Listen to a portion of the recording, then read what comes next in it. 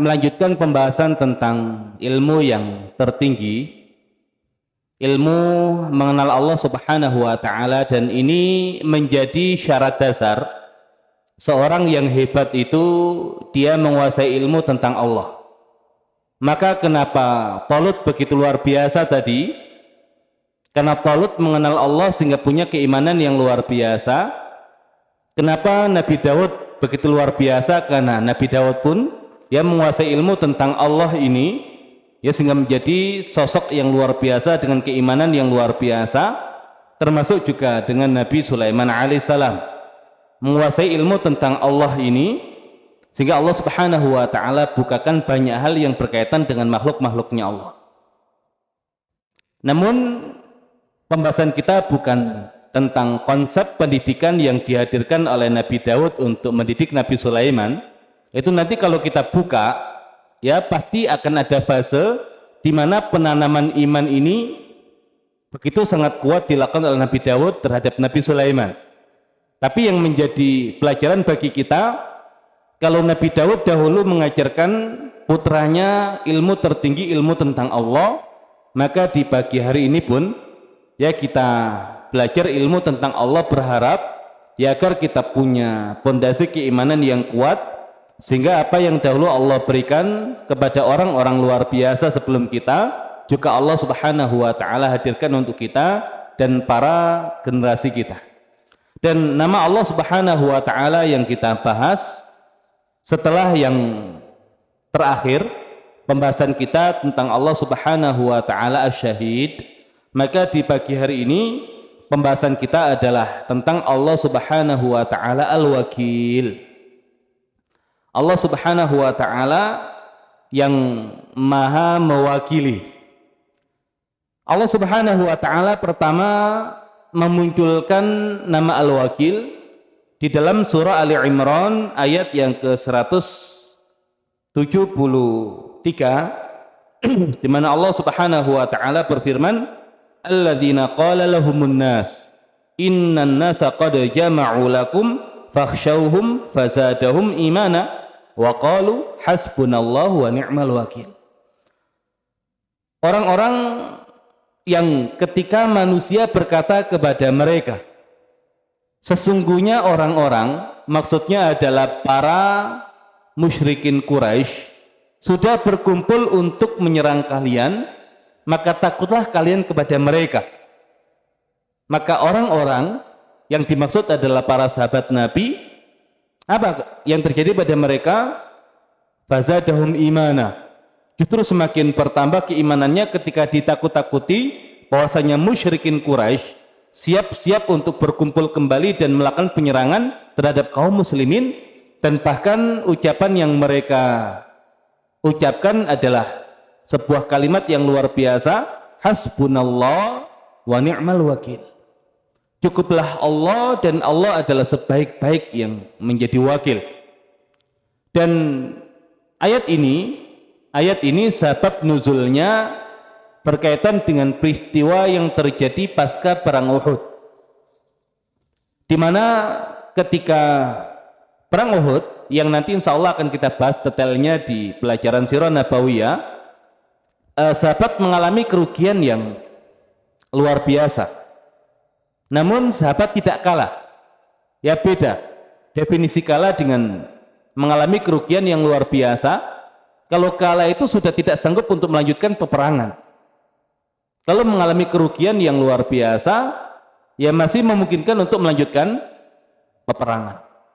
Dan ketika sahabat mengalami kerugian yang luar biasa, kemudian mereka naik di Bukit Uhud, di mana para musyrikin Quraisy tidak sanggup untuk mengejar dan menyerang mereka, maka orang-orang Mekah ini memutuskan untuk kembali ke Mekah. Sehingga ketika mereka kembali ke Mekah, di tengah perjalanan mereka merasa, kenapa tidak kita habisi saja muslimin? Kenapa kita biarkan mereka memiliki nafas untuk mengumpulkan kekuatan kembali? Maka akhirnya orang-orang Mekah ini menyesal ketika kembali, dan akhirnya mereka memutuskan untuk kembali lagi ke Madinah, melakukan penyerangan habis-habisan terhadap kaum muslimin. Dan akhirnya orang Mekah ini mengirim utusan, ya, orang yang lewat ketika itu untuk menyampaikan kepada Nabi dan para sahabat kalau orang-orang Mekah itu berkumpul kembali. Untuk apa? Untuk datang ke Madinah menyerang kaum muslimin. Ya, maka takutlah kalian wahai orang-orang Islam terhadap orang-orang Mekah yang siap untuk menyerang kalian. Tapi justru sahabat ketika mendengar kabar itu semakin bertambah imannya dan tidak semakin gentar, dan bahkan mereka mengatakan hasbunallah wa ni'mal wakil.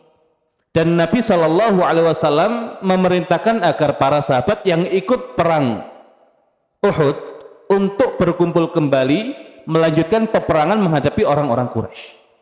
Dan yang tidak ikut di perang Uhud Nabi tidak mau terima. Yang boleh untuk berkumpul dan melakukan penyerangan kembali adalah yang ikut di perang Uhud. Kenapa demikian? Nabi ingin menunjukkan ini masih lanjutan Uhud. Uhud belum selesai. Makanya tidak kalah kaum muslimin di perang Uhud karena belum selesai. Jadi sahabat-sahabat yang luka itu pun mereka mau tidak mau harus berperang kembali, kecuali yang memang lukanya sangat parah yang tidak memungkinkan untuk bangkit. Tapi siapapun yang masih memungkinkan untuk bangkit, ya mereka bersiap untuk perang kembali. Dan ketika kaum muslimin sudah siap untuk berperang dan mereka sudah tiba di daerah Hamra'ul Asad, maka orang-orang musyrikin Quraisy melihat reaksi muslimin yang begitu luar biasa, justru kemudian ciut nyali mereka. Akhirnya mereka tidak jadi menyerang kaum muslimin dan akhirnya memutuskan kembali ke Mekah. Pertanyaannya, kalau begitu siapa yang tidak berani berperang? Kalau begitu siapa yang kalah? Makanya ulama berbeda pendapat. Hamra'ul Asad, apakah peperangan terpisah dari perang Uhud ataukah dia masih gabungan dari perang Uhud? Karena secara personil masih sama. Ya, secara personil masih sama. Dan inilah yang menjadikan para ulama sejarah mengatakan di perang Uhud kaum muslimin tidak kalah. Ya, namun lagi-lagi pelajarannya adalah ketika dalam kondisi sulit, sudah kita berikhtiar semaksimal mungkin, sisanya biarkan Allah yang menjadi wakil. Ya, Allah yang menjadi wakil. Nah, bagaimana kita memahami nama Allah Subhanahu wa taala Al-Wakil? Dalam bahasa Arab ada namanya wakil, ada namanya muwakil. Muwakil itu yang memberikan perwakilan, dan yang mewakili itu namanya wakil. Ya, namanya wakil. Muwakil yang memberikan perwakilan, ya kalau kita ingin mewakilkan urusan kepada orang lain, maka kita adalah muwakil. Dan orang yang menerima perwakilan kita, dia adalah wakil. Dia adalah wakil. Dikitakan wakil itu tidak lebih hebat daripada, kan ada pemimpin, ada wakil pemimpin.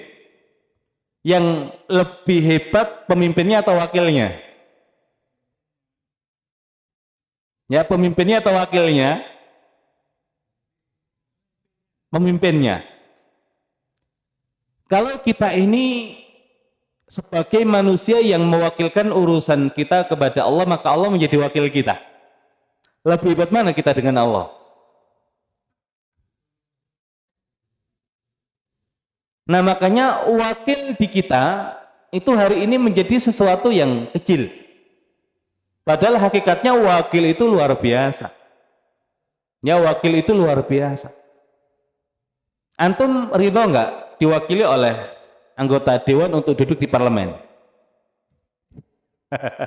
Nah, berarti antum lebih hebat daripada mereka. Kalau antum ridho, ya wajar gitu ya. Kemudian mereka lebih hebat dan mewakili antum.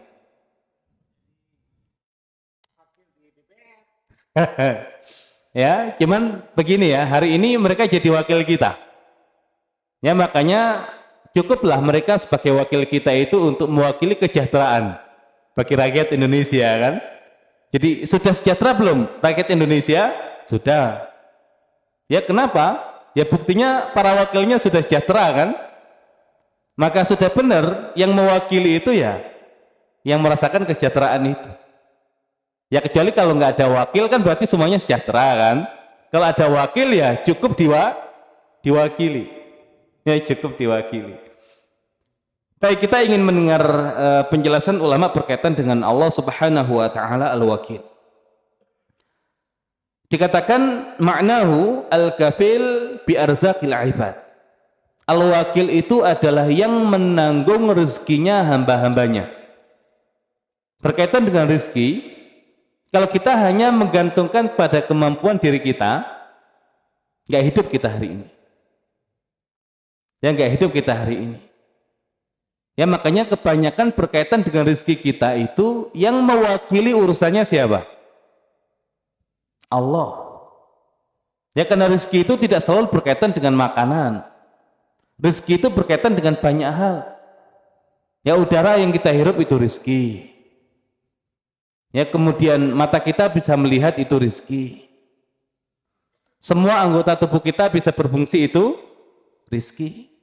Kalau bukan Allah yang menjadi wakil kita untuk ngurusi itu semua, nggak hidup kita. Jantung siapa yang ngurusi? Allah.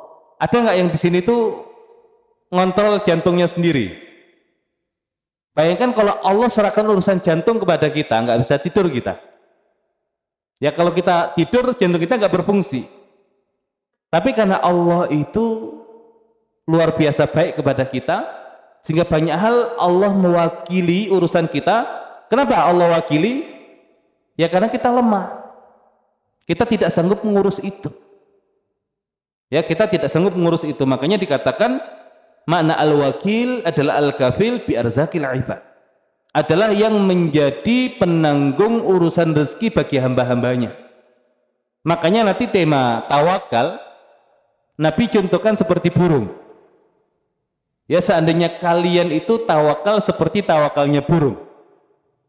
Ya burung itu kalau pagi ya lapar, karena nggak punya simpanan. Tapi kalau pulang di sore hari pasti kenyang. Kenapa? Karena yang mewakili untuk urusan rezeki mereka adalah Allah Subhanahu wa taala Al-Wakil.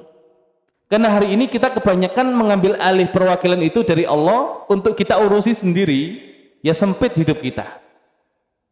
Makanya banyak pertimbangan-pertimbangan yang jatuhnya malah suudzon kepada Allah. Ya nanti gimana kalau begini, gimana kalau begini, yakin saja wakilkan urusan kita kepada Allah. Ya maka Allah jamin rezeki kita seperti Allah jamin rezeki itu untuk burung-burung.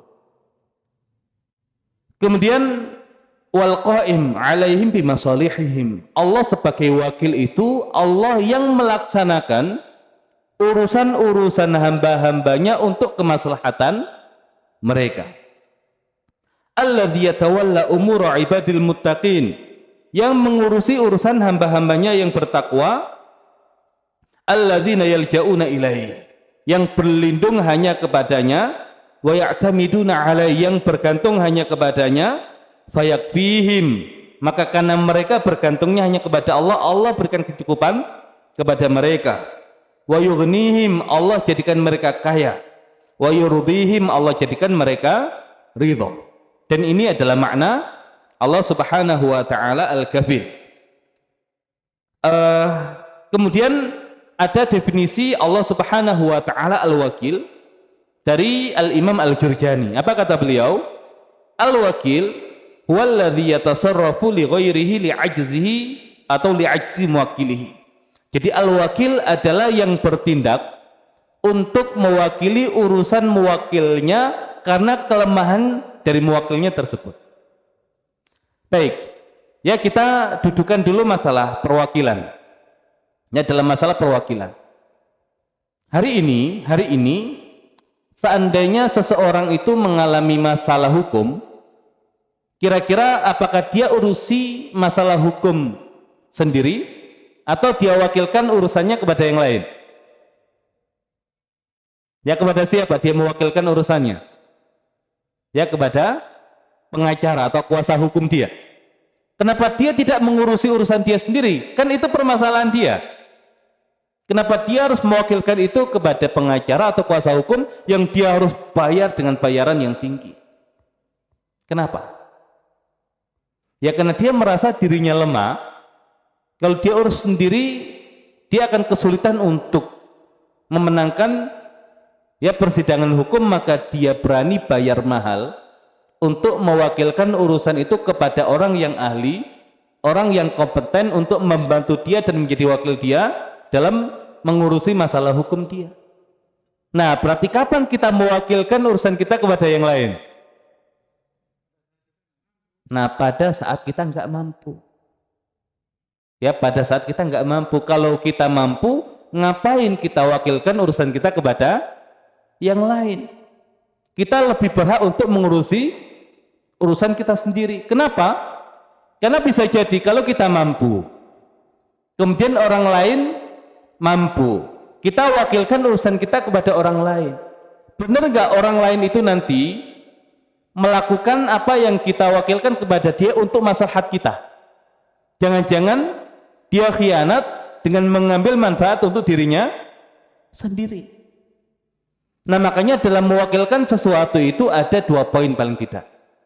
Pertama poin kemampuan, yang kedua poin kepercayaan. Poin kemampuan, poin kepercayaan. Kenapa kita mewakilkan urusan kita kepada fulan? Karena fulan punya kompetensi, punya kemampuan yang tidak kita miliki.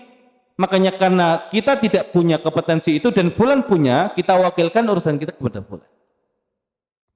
Tapi ketika kita mewakilkan urusan kita kepada fulan, kita percaya nggak kepada fulan? Kalau fulan itu akan menjalankan amanahnya untuk maslahat kita, tidak untuk maslahat dia atau orang lain. Ya, kita percaya. Walaupun bisa jadi, walaupun kita percaya, apakah jaminan 100% dia akan memegang amanah itu? Belum tentu. Nah, ini kalau kita urusannya mewakilkan kepada sesama makhluk, kepada sesama manusia.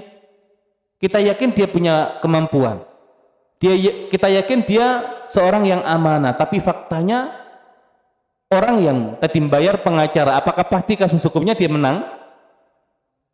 Belum tentu. Kalau dia kalah masih tetap bayar pengacara nggak? Masih. Nah, itu ruginya kalau mewakilkan kepada sama makhluk, kalah saja masih bayar. Dan ternyata yang diwakili nggak mampu memenangkan dia. Ya, berbeda dengan nanti Allah Subhanahu wa taala. Karena kalau kemudian kita wakilkan urusan kita ya kepada Allah Subhanahu wa taala, pertama Allah itu pasti menang ketika kita wakilkan urusan kita kepada Allah. Nggak mungkin kalah Allah. Maka siapapun yang mewakilkan urusannya kepada Allah pasti menang dia. Dan yang kedua, ketika Allah menjadi wakilnya, Allah itu menjadi wakil untuk kemaslahatan hamba-hambanya. Allah tidak butuh hamba-hambanya, tapi hamba-hambanya yang butuh Allah. Tapi kalau kita wakilkan urusan kita kepada manusia, pertama kita yakin dia punya kemampuan, ternyata tidak sesuai ekspektasi kita. Kedua, kita yakin dia orang yang jujur, ternyata dia tidak jujur. Dan itu ruginya kalau kita mewakilkan urusan kepada sesama manusia. Maka di sini kenapa kemudian kita perlu mengenal Allah Subhanahu wa taala Al-Wakil. Bukan berarti tidak boleh kemudian kita dalam keseharian kita itu minta dibantu orang lain sebagai wakil kita, boleh. Orang lain saja harapan kita sebesar itu. Apakah sebesar itu harapan kita kepada Allah Al-Wakil? Dengan kita mewakilkan setiap urusan kita kepada Allah. Harusnya. Tapi kebanyakan kita justru merasa kita ingin mengurusi hidup kita sendiri. Bahkan hari ini yang kemudian Allah berikan aturan agama, yang aturan agama itu adalah untuk kemaslahatan manusia, tidak untuk kemaslahatan Allah. Apa kata orang hari ini? Ya, hidupku urusanku, gak usah ngatur hidupku walaupun dengan aturan agama. Nanti akhirat tempeleng sama malaikat dia. Jadi baik, yang pertama berkaitan dengan Allah Subhanahu wa taala Al-Wakil. Ya, jadi kita tahu tadi Allah Maha Kuasa, yang dengan kekuasaannya itu kalau kita wakilkan urusan kita kepada Allah pasti menang. Ya, yang kedua, Allah itu Ar-Rahman Ar-Rahim. Ya, Allah itu pengasih dan penyayang terhadap hambanya, maka tidak mungkin Allah itu ingin keburukan bagi hambanya. Makanya kalau Allah sudah menjadi wakil bagi hambanya, ya maka Allah itu akan memberikan maslahat itu untuk hambanya, tidak untuk mengecewakan hambanya.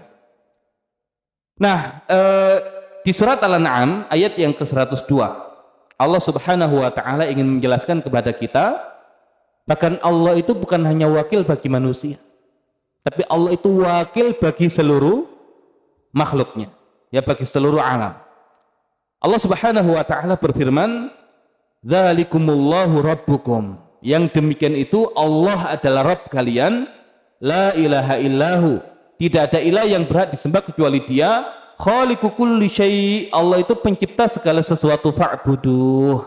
Maka ibadahilah Dia, wa huwa ala kulli syai'in wakil, dan Allah Subhanahu wa taala atas segala sesuatu yang maha mewakili.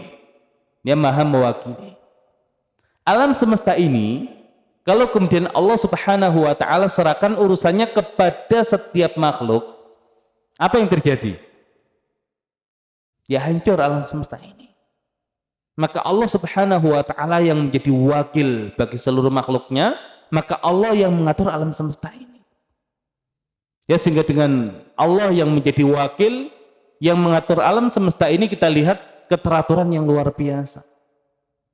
Makanya segala sesuatu kalau Allah serahkan kepada makhluknya dan Allah berlepas tangan, yang ada adalah kehancuran.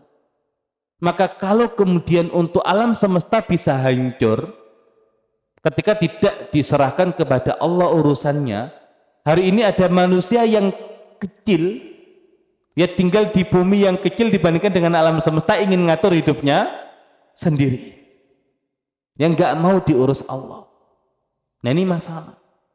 Nah makanya kenapa hari ini kemudian hidup kita penuh dengan kesempitan, penuh dengan kesulitan, karena kita mewakilkan urusan kita kepada manusia, yang manusia itu ketika kita serahkan perwakilan kita kepada dia, dia bertindak tidak untuk kemaslahatan orang yang memberikan perwakilan kepada dia, tapi dia bertindak untuk kemaslahatan dirinya sendiri.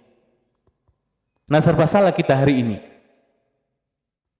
Nggak nunjuk wakil, ya kita nggak bisa menyuarakan aspirasi. Tapi kalau kemudian menunjuk wakil, wakilnya itu nggak kompeten, tidak amanah. Terus gimana solusinya? Ya wakilkan urusan kita kepada Allah.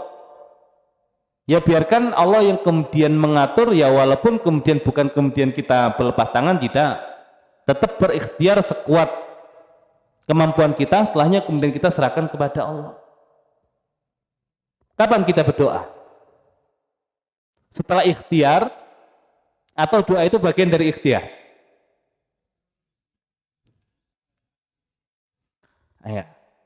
Ya bagian dari ikhtiar itu ya sebelum kita berusaha secara fisik kita, ya kita mulai dengan doa bagian dari ikhtiar kita untuk memulai segala sesuatu. Nah kadang orang salah juga, ya memahami masalah ikhtiar dan tawakal. Oh pertama ikhtiar, berarti kita memaksimalkan potensi kita dulu, tanpa diawali dengan doa, tanpa diiringi dengan doa. Kapan doanya? Nanti kalau sudah tawakal. Ya berarti belum maksimal ikhtiar dia. Ya karena doa bagian dari ya ikhtiar itu sendiri, dan setelah itu sudah wakilkan kepada Allah, maka Allah yang akan melaksanakan setiap urusan kita untuk kemaslahatan kita. Nah kalau tadi Allah Subhanahu wa taala secara umum ya menjadi wakil bagi seluruh makhluknya, tapi secara khusus Allah itu menjadi wakil bagi hamba-hambanya yang bertakwa, ya bagi hamba-hambanya yang beriman. Hari ini kita sadar atau tidak sadar sudah mewakilkan belum urusan kita kepada Allah? Sadar atau tidak sadar? Ya sudah kan, mewakilkan kan? Apakah kita pernah mengurusi jantung kita sendiri, paru-paru kita sendiri, hati kita sendiri, semua organ dalam kita sendiri? Gak pernah kita urusi. Terus siapa yang ngurusi itu? Apakah jantung ngurusi dirinya sendiri? Apakah paru-paru ngurusi dirinya sendiri? Tidak. Nah ternyata selama ini untuk hidup itu kita sadar atau tidak sadar, mewakilkan urusan hidup kita kepada Allah. Nah, hanya beberapa hal yang kemudian Allah melihat ada potensi kebaikan bagi kita, nah Allah serahkan itu kepada kita untuk kita atur. Tapi ketika Allah berikan kita potensi untuk mengatur bagian yang kecil ini, kadang justru kemudian kita lupa. Ya, lupa untuk mewakilkan, ya tetap bagian yang kecil ini Allah serahkan pengaturannya kepada kita, tapi hakikatnya jangan sampai kemudian kita juga melepaskan itu dari Allah. Ya, hidup kita Allah serahkan kepada kita, tapi apakah kemudian kita lepaskan dari aturan Allah? Ya tidak juga. Ya tidak juga. Nah, berarti hari ini kalau ada orang yang kemudian mengaku saya beriman kepada Allah Al-Wakil, tapi tidak siap kemudian mewakilkan urusannya dengan menggunakan aturan Allah dalam kehidupan dia, nah makanya dia belum beriman kepada Allah Al-Wakil. Kalau dia beriman kepada Allah Al-Wakil, maka harusnya aturan yang diterapkan di kehidupan dia sehari-hari adalah aturannya Allah, bukan aturan dia. Ya, bukan aturan dia. Nah, maka ya akan masalah, akan problem kalau manusia itu tidak diatur oleh aturan Allah. Karena kalau aturan Allah pasti untuk kemaslahatan hamba-hambanya, tapi kalau aturan sesama manusia, ya kemaslahatannya untuk siapa? Ya untuk sama manusia itu sendiri. Nah, maka Allah Subhanahu wa taala wakil bagi seluruh makhluknya secara umum, tapi Allah Subhanahu wa taala wakil bagi hamba-hambanya yang beriman secara khusus. Di surat Ali Imran ayat yang ke-173 tadi itu, ya ketika para sahabat mengatakan hasbunallah wa ni'mal wakil, sudah mereka bersiap dengan usaha maksimal, yang terluka ya terluka, tapi karena ini perintah Nabi untuk berperang kembali, mereka siap untuk berperang. Dan ketika sudah maksimal, sudah serahkan urusan kepada Allah. Nah, Allah yang mewakili mereka. Apa yang Allah hadirkan? Jadi Allah hujamkan rasa takut yang luar biasa ke dalam hati para pasukan musyrikin Quraisy, sehingga mereka yang awalnya sudah siap untuk menyerang, akhirnya mereka kemudian ya kembali dengan perasaan penuh ketakutan. Makanya Allah tahu, ya kita siap berperang, tapi kalau seandainya berperang secara kekuatan kita masih ya kalah dibandingkan dengan musuh-musuh kita, Allah sebagai wakil kita, tadi Allah jadikan mereka itu ya takut untuk kemudian menyerang kita. Jadi tidak selalu kemudian ketika ingin berperang wakilkan urusan kepada Allah kemudian terjadi peperangan, tidak harus. Karena Allah sebagai wakil, Allah tahu yang terbaik bagi kita, perang atau tidak perang. Tapi intinya kita siap berperang, setelahnya serahkan kepada Allah. Dan doa hasbunallah wa ni'mal wakil itu doanya Nabi Ibrahim. Kapan? Ketika dimasukkan ke dalam api. Ya, ketika Nabi Ibrahim dimasukkan ke dalam api kemudian berdoa hasbunallah wa ni'mal wakil, apa yang terjadi?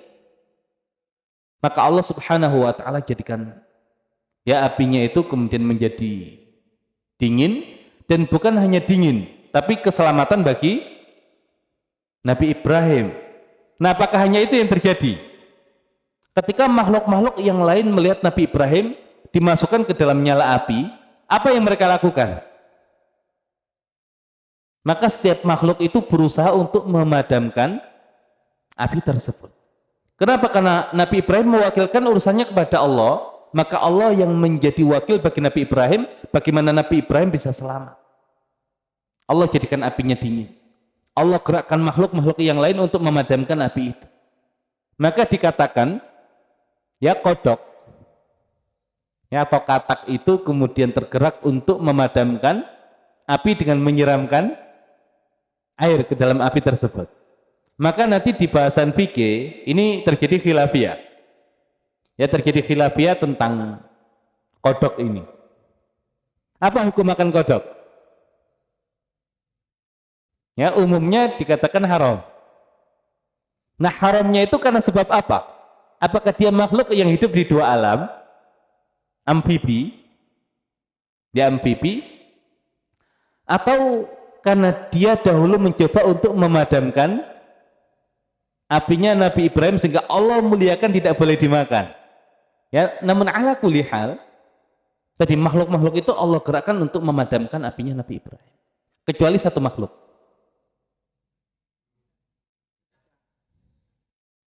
Ya, kecuali satu makhluk. Apa makhluk itu?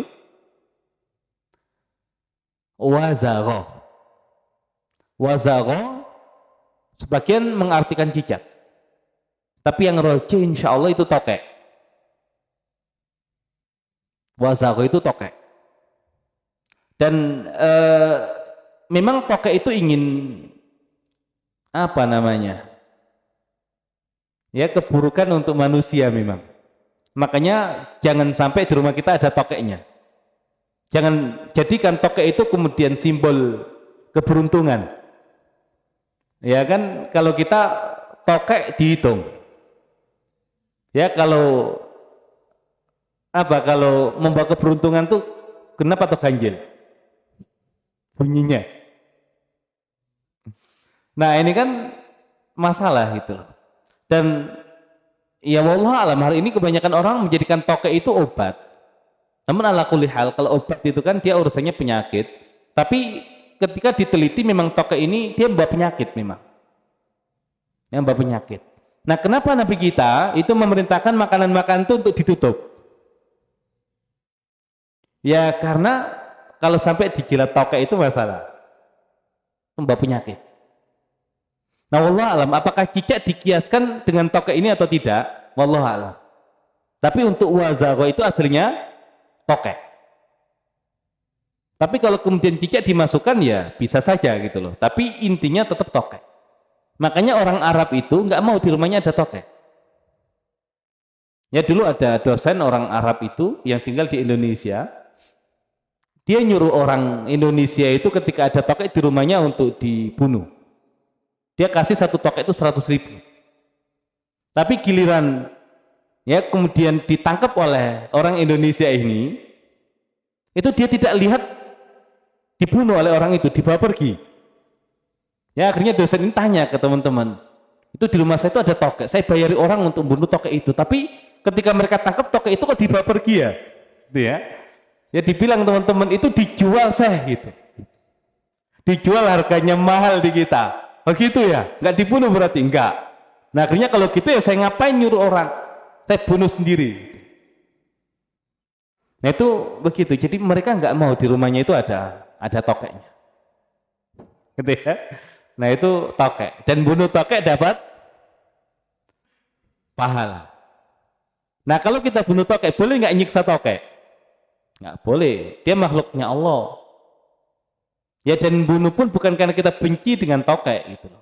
Ya kita bunuh karena kita menjalankan ya perintah saja untuk mendapatkan kesunahan dengan membunuh tokek itu. Sama beberapa makhluk kan disunahkan untuk dibunuh. Baik di tanah haram atau di tanah halal. Ya seperti ular atau kemudian beberapa jenis al-fawasiq, ya hewan-hewan yang lain, bukan kita membenci mereka, bukan. Ya tapi karena diperintahkan untuk membunuh mereka. Baik itu Nabi Ibrahim alaihissalam yang mewakilkan urusannya kepada Allah, maka Allah urusi semua yang menjadi hajat hidup Nabi Ibrahim. Baik, kemudian tawakal ini menjadi ciri orang-orang beriman. Makanya ketika Allah Subhanahu wa taala menjelaskan tentang karakter orang beriman di surah Al-Anfal ayat yang kedua, innamal mu'minuna alladzina idza dzukirallah wajilat qulubuhum wa idza tuliyat 'alaihim ayatuhu zadatuhum imana wa 'ala rabbihim yatawakkalun.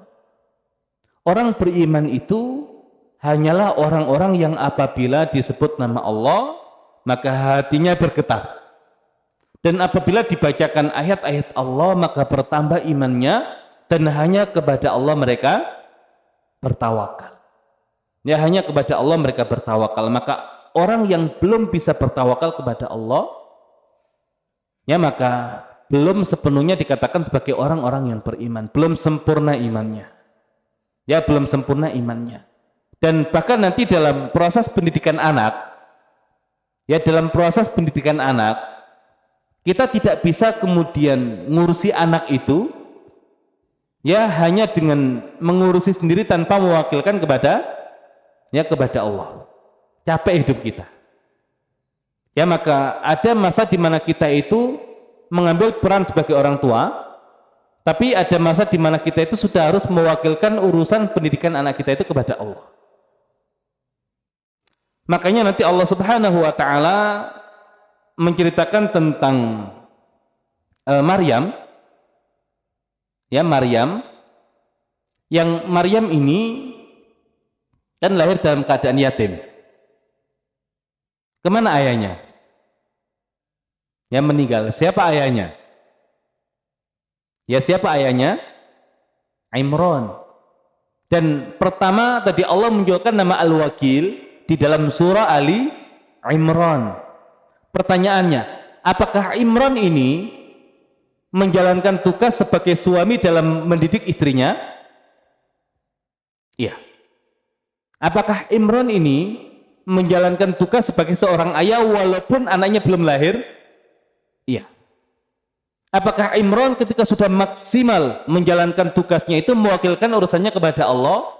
Iya. Makanya ketika orang sudah maksimal menjalankan tugasnya, kemudian mewakilkan urusan kepada Allah, kita tidak tahu apa yang terjadi dengan kita. Imran wafat. Tapi karena dia sudah mewakilkan urusannya kepada Allah, maka Allah yang ngurus keperluan keluarganya. Ya, mulai kemudian dari istrinya yang menjadi istri yang luar biasa di dalam mendidik putrinya, dan ketika istrinya Imran ini pun sudah mendidik dengan luar biasa putrinya itu, kemudian mewakilkan urusannya kepada Allah. Kenapa? Karena nazarnya menjadikan anaknya itu muharrar. Muharrar itu seorang yang mengabdi di rumahnya Allah, di Masjidil Aqsa ketika itu, dan itu tempatnya laki-laki. Mau tidak mau dijalankan nazar itu. Maka istri Imran mendidik Maryam dengan maksimal, tapi ketika Maryam sudah harus tinggal di Masjidil Aqsa, bisa nggak ibunya itu kemudian terus mengawal Maryam? Nggak bisa, butuh orang lain, khususnya laki-laki yang menjadi pengasuh bagi Maryam dan mengawasi serta memenuhi kebutuhan Maryam. Tapi karena sudah mewakilkan urusan kepada Allah, Allah datangkan siapa? Ya, Allah datangkan pendidik terbaik, yaitu Nabi Zakaria, yang nanti menjadi pengasuh dan pendidik Maryam ini adalah Nabi Zakaria. Nah, makanya kalau bahasa Al-Qur'annya fataqabbalaha rabbuha biqabulin hasanin. Kalau kita belajar bahasa Arab, taqabbala masdarnya apa? Taqabbala itu masdarnya apa? Kalau tadabbaro masdarnya tadabbur, tafakkaro masdarnya tafakkur. Ya, kalau taqabbala taqabbul. Kenapa bunyi ayatnya fataqabbalaha rabbuha biqabulin? Kan harusnya fataqabbalaha rabbuha bitaqabbulin. Kalau qabul, qabul itu masdar kan? Fiilnya apa? Fiilnya qabul. Lah gimana kita bedah Al-Qur'an kita kalau bahasa Arabnya masih belepotan dan bahkan nggak nge. Ya, kalau qabul fiilnya itu qabila yaqbalu. Qabul, makanya ada ijab qabul. Makanya kalau ijab qabul qabil tu, bukan taqabbal tu. Gitu ya. Nah, kalau taqabbala itu wazannya tafa'ala, itu ada upaya, ada usaha, ada proses. Berarti untuk sampai diterima oleh Allah Subhanahu wa taala, ya, istri Imran ini yang sebelumnya sudah diawali oleh Imran itu sudah berusaha semaksimal mungkin ya menjalankan tugasnya sebagai orang tua. Nah, kalau kemudian sudah berusaha semaksimal mungkin dengan mengikuti semua prosesnya, sudah serahkan kepada Allah. Maka bunyi ayat aslinya itu fataqabbalaha rabbuha bitaqabbulin hasanin wa qabilaha qabulan hasanan. Panjang, tapi Allah ringkas. Nah, Allah tidak mungkin, ya Allah saya wakilkan urusan pendidikan anak saya kepada engkau. Allah nggak akan ambil kalau kita belum maksimal menjalankan tugas sebagai orang tua. Maka jalankan tugas dulu semaksimal mungkin sebagai orang tua, setelahnya serahkan kepada Allah. Ya, Nabi Yakub alaihissalam, ketika Nabi Yusuf itu masih berada di samping beliau, dididik maksimal. Ketika ternyata sudah harus berpisah dengan anaknya dengan cara yang tidak disangka-sangka kan, dibuang oleh saudaranya, sudah wakilkan kepada Allah. Yang ngurus urusan siapa? Allah. Tapi apakah kemudian langsung Allah urusi kalau orang tuanya tidak maksimal? Enggak. Kan pengurusan anak itu kan bukan masalah urusan fisik kan? Bayangkan Nabi Yusuf itu tinggal di Mesir, Mesir itu seluruh masyarakatnya kafir. Bayangkan anak kecil hidup di masyarakat yang kafir, harusnya apa? Jadi kafir dia. Tapi kenapa Nabi Yusuf tetap beriman dan bahkan menjadikan orang Mesir nanti beriman? Karena yang menjadi wakil di dalam pengasuhan Yusuf bukan lagi ayahnya, ya, tapi Allah Subhanahu wa Ta'ala. Nah, jadi banyak yang Allah hadirkan tadi keajaiban kalau sudah mewakilkan urusan kepada Allah. Kemudian kita cek lagi bahasa Arabnya. Wa ambataha nabatan hasanan. Wa ambataha, anbata masdarnya apa? Akrama yukrimu ikram. Kalau anbata yunbitu inbat. Ya harusnya kan wa ambataha inbatan hasanan. Tapi Allah mengatakan wa ambataha nabatan. Nabat itu fi'ilnya apa? Nabata yanbutu nabat, anbata yunbitu inbat. Nah, berarti redaksi aslinya wa ambataha inbatan hasanan wa nabatat nabatan hasanan. Jadi pertama Allah yang menumbuhkan, karena Allah yang sudah jadi wakil. Ya, Allah sudah jadi wakil, Allah yang menumbuhkan Maryam dengan pertumbuhan yang baik. Ketika Maryam sudah tumbuh tadi, ya kemudian seakan Allah lepaskan, Maryam tumbuh dengan sendirinya dengan cara yang baik. Sama, kapan anak kita itu mendapatkan kesadaran? Kalau orang tuanya sudah maksimal didiknya, wakilkan kepada Allah. Ketika sudah diwakilkan kepada Allah, Allah yang menumbuhkan kesadarannya. Awalnya Allah yang menumbuhkan kesadarannya. Kalau sudah tumbuh kesadarannya, nah Allah biarkan dia tumbuh dengan kesadarannya itu. Ya, jalan dengan sendirinya dengan ya sangat maksimal pertumbuhannya. Nah, itu kalau kita wakilkan urusan kita kepada Allah. Namun ala kulli hal, ketika kita beriman kepada Allah al-wakil, wakilkan urusan kita kepada Allah, sudah kita wakilkan, sudah pasti kebaikan yang akan Allah berikan. Baik, ini saya sebutkan definisi tawakal. Ya, ini perkataan Syekh Muhammad Ratib An-Nabulsi. Apa kata beliau tentang tawakal? At-tawakkulu an ta'khudha bil asbab wa ka'annaha kullu syai'. Tawakul itu hendaklah engkau mengambil sebab-sebab seakan-akan sebab-sebab itu adalah segala-galanya. Kalau pingin pinter apa? Ya ambil sebabnya dengan cara belajar. Kan nggak mungkin orang pingin pinter nggak belajar. Nggak. Walaupun kalau orang belajar belum tentu pintar, tapi untuk pintar perlu belajar. Nah makanya anta khudal asbab wa ka'annaha kullu syai'. Ambil sebab-sebab itu seakan-akan sebab itu segala-galanya. Tsumma tatawakkal 'ala Allah wa ka'anna laysat bisyai'. Ketika semua sebab itu sudah kita ambil, nah kemudian kita tawakal kepada Allah seakan-akan sebab-sebab itu bukan apa-apa lagi. Sama orang sakit keras. Ya, tawakalnya gimana? Berdoa diambil semua sebab dengan cara apa? Ya, semua pengobatan terbaik dia lakukan. Ya, dokter terbaik, kemudian obat-obatan terbaik. Sudah begitu, sudah serahkan kepada Allah.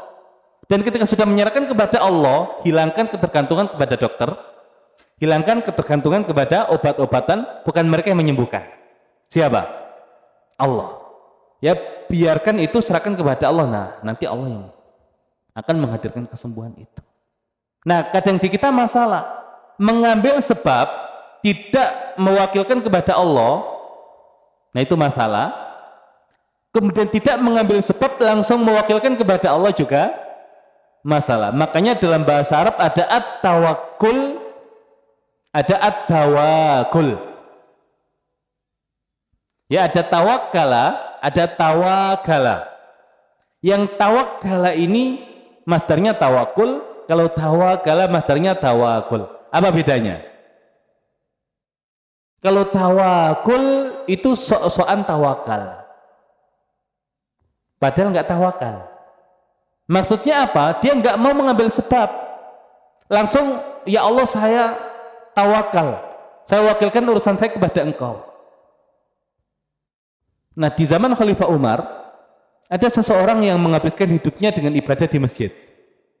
Ditanya, bagaimana kamu mengurusi hidupmu? Ya sudah, saya wakilkan kepada Allah. Ya, tapi dia nggak mau berusaha, tidak mau bekerja, dia hanya di masjid, saya wakilkan urusan saya kepada Allah. Apa yang terjadi? Nah, dimarahi sama Khalifah Umar. Ya, dengan mengatakan ya langit itu tidak mungkin menurunkan hujan berupa emas dan perak. Kerja. Gak ada orang pengangguran kemudian ingin terpenuhi hidupnya, nggak ada. Nah, kerja dulu. Kalau sudah kerja maksimal, sudah. Setelah itu ya wakilkan urusan kepada Allah, Allah yang mengurusi itu. Walaupun nanti kalau kita belajar kitab Al-Hikam ada dua maqam. Ada maqam tajrid, ada maqam al-kasb. Antum paham itu enggak? Ya, at-tajrid itu masa di mana seseorang itu sudah tidak mengambil asbab lagi. Ya, bukan berarti kemudian tidak tawakal, tetap tawakal. Ya, tetap tawakal. Tapi seseorang ini karena kemudian didasari keimanan yang kuat, ya dia yakin ya Allah yang menjamin rezekinya. Ya, sehingga dia tidak perlu berusaha, Allah datangkan rezekinya. Tapi ada orang yang makamnya itu makam al-kasab. Dia harus berusaha dulu untuk memenuhi hajat kebutuhannya itu. Ini ada kisah, wallahu alam ya kebenarannya, dinisbatkan kepada Imam Malik dan Imam Asy-Syafi'i. Wallahu alam untuk kebenarannya. Ketika Imam Malik itu ya tadi sibuk untuk mengajar, kan tidak ada waktu, beliau itu harus bekerja. Tapi nggak mungkin beliau tinggalkan aktivitas mengajar. Ya karena itu ya bagian dari ibadah kepada Allah dan tanggung jawab kepada Allah untuk menyampaikan ilmunya. Ya maka ketika ditanya oleh Imam Syafi'i yang masih muda itu, ya wahai ya Imam, kenapa engkau tidak bekerja? Ya Allah yang mencukupi semua kebutuhan saya.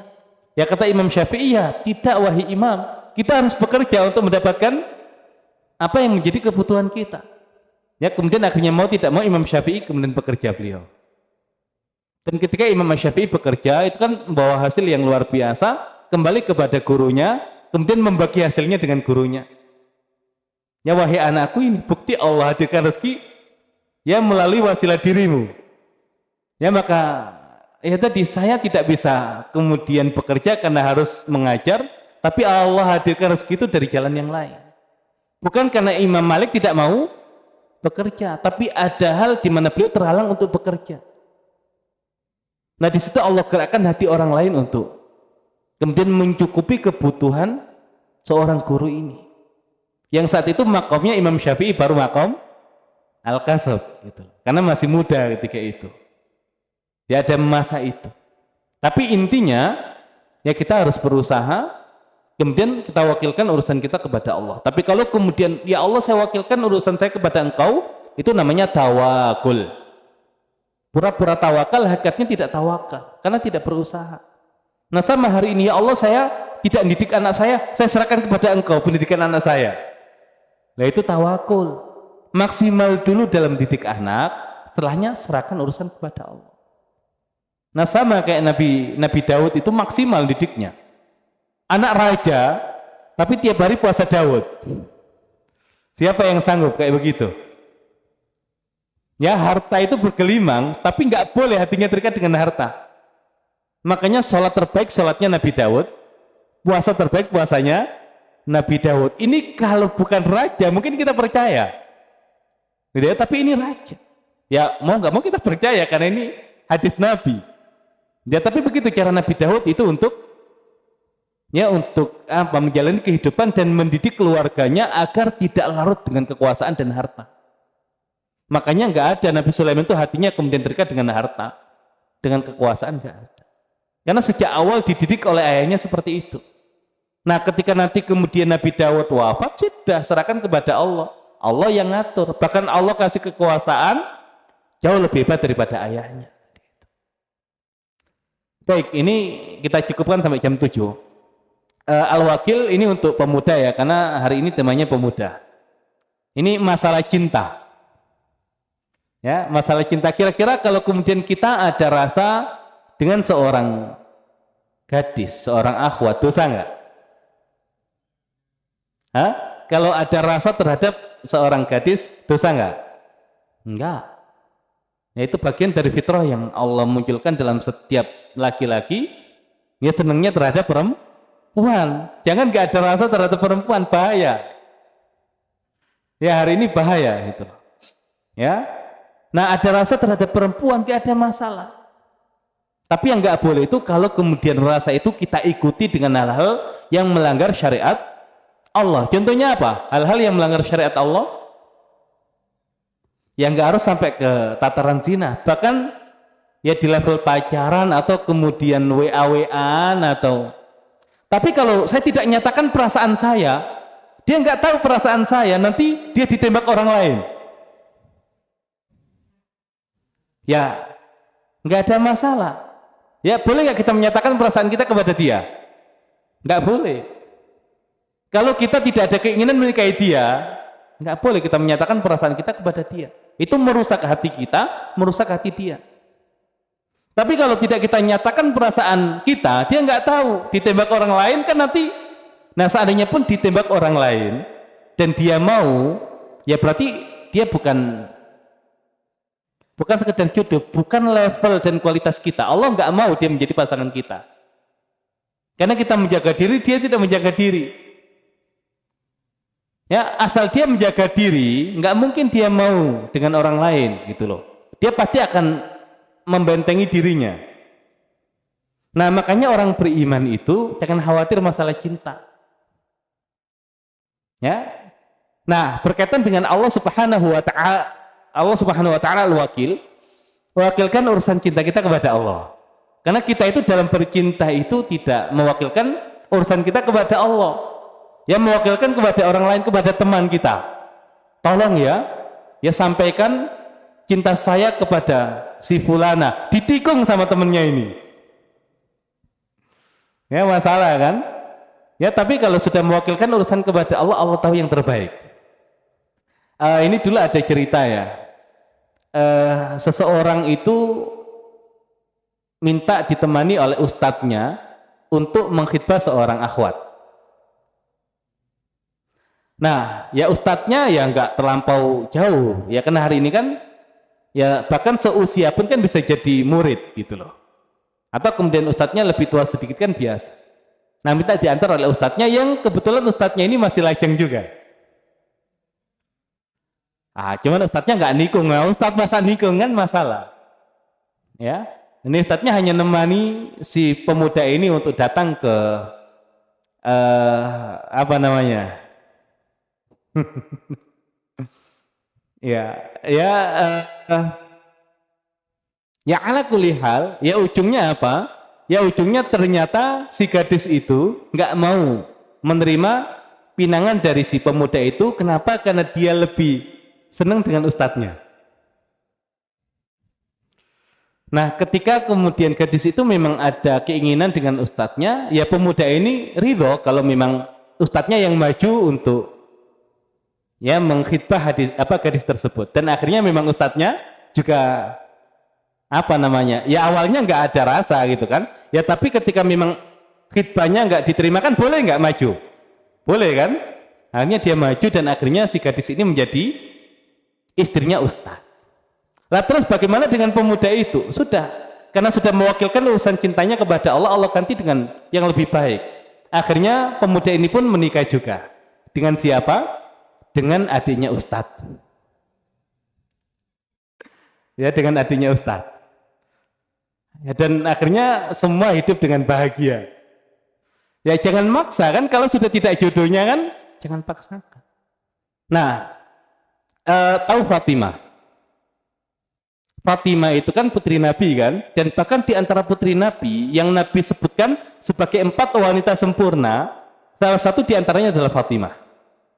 Fatimah dengan Ummu Kulthum lebih tua mana?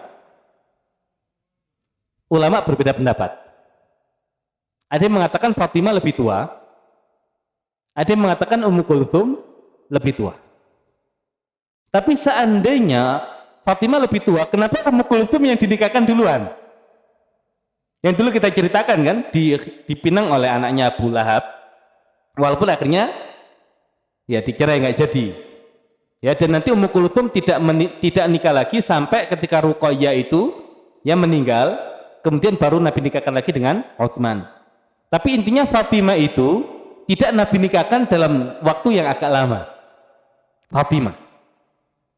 Nah, ketika nanti Nabi hijrah ke Madinah, kan Fatimah sudah semakin besar kan? Nah, nanti siapa yang datang untuk mengkhitbah Fatimah? Yang datang untuk mengkhitbah Fatimah itu adalah Abu Bakar. Kan Abu Bakar itu mertuanya Nabi, terus masalahnya apa? Ya, apa bahasa kita hari ini? Kalau seandainya jadi ya, Abu Bakar menikah dengan Fatimah itu berarti Abu Bakar itu suami, ya, suamiku adalah mertua ayahku. Itu kalau jadi. Nah, cuman akhirnya kan ditolak oleh Nabi tawaran atau khitbah dari Abu Bakar. Lamaran Abu Bakar ditolak oleh Nabi. Nah, hari ini kan ada pemuda yang sok soleh, ketika lamarannya ditolak pakai dalil.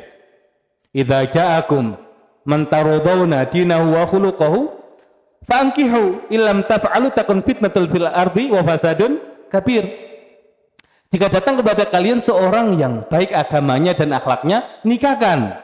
Kalau tidak kalian nikahkan, maka yang terjadi adalah ya kerusakan di muka bumi. Ya, jadi fasadun kabir. Nah, sekelas Abu Bakar, lamarannya ditolak oleh Nabi. Enggak pakai dalil itu Abu Bakar. Kan hari ini pemuda yang sok soleh, oh Anda dosa nolak lamaran saya ini pemuda soleh loh. Nabi mengatakan pemuda yang soleh itu nggak boleh ditolak lamarannya. Lah Abu Bakar kurang soleh apa? Imannya kayak begitu. Bahkan ditimbang imannya Abu Bakar dengan seluruh umat Nabi Muhammad, lebih berat imannya Abu Bakar. Nabi tolak lamaran Abu Bakar. Boleh nggak? Boleh.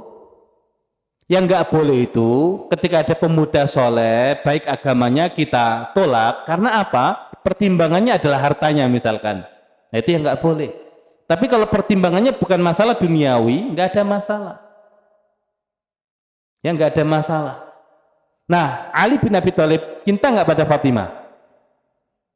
Cinta.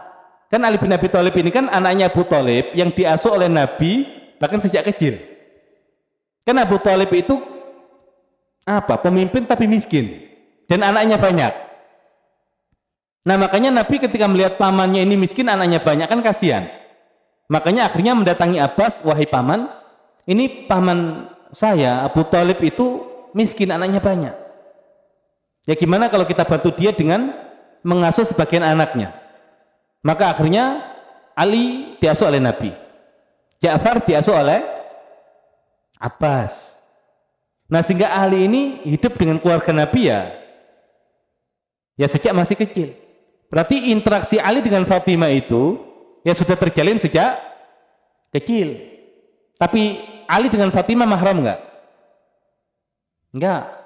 Dan orang beriman walaupun tadi ada kesempatan tinggal satu rumah tapi bukan mahram, ya tetap harus jaga jarak. Tapi intinya benih-benih cinta itu sudah tumbuh di dalam hati Ali ketika ya Ali masih sangat belia terhadap Fatimah itu. Dan ketika Ali tahu Fatimah itu dilamar oleh Abu Bakar, bayangkan antum di posisi Ali. Ini yang datang Abu Bakar loh, sahabat paling dekat dengan Nabi. Siapa yang nggak mau punya mantu seperti Abu Bakar? Ya pasti sudah kehilangan Orang yang nggak beriman itu udah salam udah, gitu ya. Nah ternyata akhirnya Abu Bakar ditolak lamarannya. Kira-kira hati Ali gimana? Nah, itu pelongnya luar biasa. Ya ketika nggak lama, ketika Abu Bakar lamarannya ditolak, Umar datang ngelamar Fatimah. Nah maka muncul kekhawatiran lagi di dalam diri Ali bin Abi Thalib. Ya siapa yang nggak mau jadi ya mertuanya Umar? Umar itu luar biasa. Ya tapi ternyata akhirnya ditolak juga lamaran Umar. Nah maka hingga akhirnya sahabat itu mengatakan kepada Ali, kayaknya Nabi itu ingin kamu yang maju. Saya nggak punya harta untuk maju. Ya sudah pokoknya maju saja. Dan akhirnya kemudian Ali bin Abi Thalib yang maju, tapi itu pun nanti jawaban Nabi itu nggak jelas. Jadi Ali itu masih bimbang, ini diterima atau enggak ya lamarannya gitu ya. Hingga akhirnya Nabi memerintahkan Ali untuk menyiapkan walimah. Nah baru di situ Ali yakin lamarannya diterima. Nah Ali untuk walimah itu kan nggak punya harta. Harta Ali itu hanya apa? Baju perang itu. Yang nanti mau tidak mau dijual oleh Ali, dibeli oleh siapa? Ya kalau hari ini jual butuh. Kalau jual butuh itu di atas harga pasar atau di bawah kira-kira? Nah, jual butuh. Nah, Utsman itu seneng kalau ada sahabat jual butuh. Cuma bedanya Utsman dengan kita, kalau kita kan beli, bahkan nawar sampai harga terendah. Kalau Utsman itu beli dengan harga di atas harga jual. Itu bedanya Utsman. Nah, kalau ada yang jual butuh itu dibeli, tapi dengan harga yang di atas harga pasar. Nah, Utsman butuh baju perang nggak? Nggak butuh. Kenapa dia beli? Nah, karena orang beriman itu dalam masalah jual beli bukan hanya butuh nggak butuh. Ya ada unsur tolong menolong terhadap saudaranya. Nah, makanya orang yang level imannya standar, belinya itu sekedar yang halal, walaupun belinya di toko non muslim. Boleh nggak secara fikih? Boleh. Tapi orang yang kemudian lebih hebat imannya, dia upayakan beli di saudara sama muslim dulu. Apa yang dia butuhkan. Tapi lebih hebat lagi dia beli walaupun dia tidak butuh untuk membantu saudaranya, dan itu Utsman. Dan Utsman itu ketika membeli itu dan Ali menikah dikembalikan sebagai hadiah pernikahan. Nah ini saudara tuh begitu. Nah Ali bin Abi Thalib ketika sudah menikah dengan Fatimah, Fatimah cerita kalau Fatimah itu sempat menyukai seorang laki-laki. Nah kira-kira perasaan Ali bin Abi Thalib gimana ketika istrinya cerita pernah mencintai seorang laki-laki? Ya pasti cemburu dan ada perasaan yang ya luar biasa di dalam hatinya. Dan Fatimah mengatakan bahwasanya laki-laki yang dicintai sejak dulu itu adalah Ali bin Abi Thalib. Gitu ya. Nah berarti Ali bin Abi Thalib itu memendam cintanya sejak dulu terhadap Fatimah dan tidak mengutarakan. Karena belum saatnya kan. Fatimah pun ternyata ya punya perasaan yang sama terhadap Ali dan dia pendam, belum saatnya. Bahkan ditolaknya Abu Bakar dan Umar ya bukan karena Nabi mempertimbangkan cinta Fatimah, bukan itu. Nah pertanyaannya, kenapa Ali bisa mengalahkan Abu Bakar dan Umar? Hah? Nah karena Ali bin Abi Thalib mewakilkan urusan cintanya kepada Allah. Jadi Ali lebih dulu mewakilkan urusan cintanya kepada Allah. Nah sudah Allah terima perwakilannya, Allah yang ngatur semuanya gitu loh. Bahkan harus berhadapan dengan Abu Bakar dan Umar nggak gentar. Nah siapa yang lebih dulu? Kan Abu Bakar itu apakah ada perasaan terhadap Fatimah? Kan nggak ada. Ya hanya Abu Bakar ingin punya istri yang, tapi Ali kan cintanya itu kan sejak masih muda. Gitu ya. Jadi Ali sudah lebih dulu mewakilkan urusannya kepada Allah. Nah siapa yang lebih dulu? Kan nggak mungkin Allah itu jadi wakil untuk banyak orang. Wakil ya kan hari ini masalah ya, wakil dari penjual, wakil dari pembeli. Nah dia bekerja untuk maslahat siapa? Penjual atau pembeli? Dari penjual ngambil untung, nah itu nggak boleh.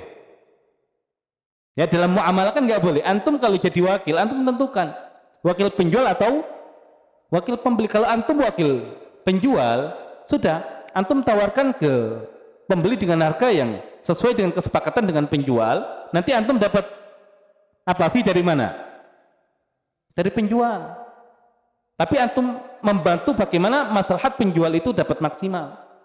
Kalau kemudian antum tetapkan saya wakil bagi pembeli, antum tawar, ya tawar kepada si penjual tadi untuk kemaslahatan si pembeli. Antum sampaikan kepada pembeli tadi saya tawar harganya sekian. Nah sudah dibeli oleh pembeli dengan harga sesuai dengan pembelian, kemudian dikasih fee. Jadi jangan kemudian dari penjual ngambil selisih, dari pembeli ngambil selisih. Dengan dalil wakil untuk kedua-duanya itu nggak boleh. Nah sama Allah itu yang nerima wakilnya satu saja kan. Dan Ali lebih dulu mewakilkan urusan cintanya. Bahkan sekelas Abu Bakar dan Umar lewat. Nah gitu. Jadi untuk para pemuda urusan cinta itu jangan bikin galau. Ya, wakilkan urusan kepada Allah, sudah. Yang ada jadikan diri kita menjadi orang yang besar. Karena Nabi itu melihat potensi yang luar biasa pada Ali. Kalau sekedar urusan cinta tapi nggak punya potensi, Nabi pun mikir-mikir menikahkan putrinya dengan pemuda yang kayak begitu. Jadi wakilkan dulu urusan cintanya kepada Allah, jadikan diri kita layak untuk dia. Sudah setelah itu siapapun yang kemudian maju, insya Allah gugur semua. Siapa yang menang? Ya kita yang sudah lebih dulu mewakilkan urusan kita kepada Allah. Nah makanya orang yang beriman kepada Allah Subhanahu wa ta'ala al-wakil, gak ada yang sempit dalam hidupnya. Kenapa? Karena semua urusannya diwakilkan kepada Allah. Gitu ya para pemuda ya. Jadi jangan sampai kemudian kemana si fulan kok nggak hadir, lagi galau sedang cinta dengan si fulana.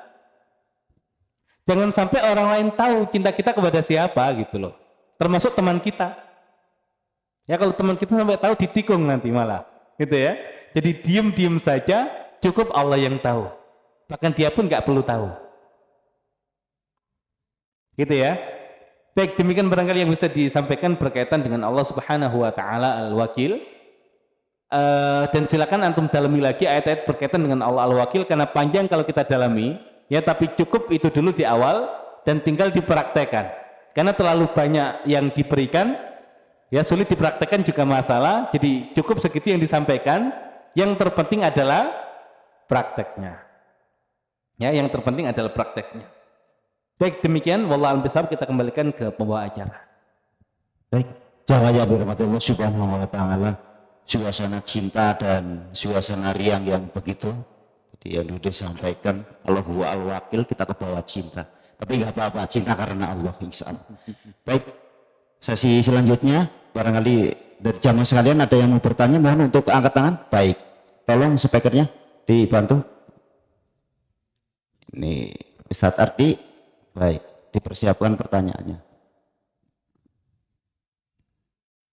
Dipersilakan. Bismillah, Assalamualaikum. Izin bertanya Ustadz, di luar tema, boleh ya? Silakan. Di luar tema.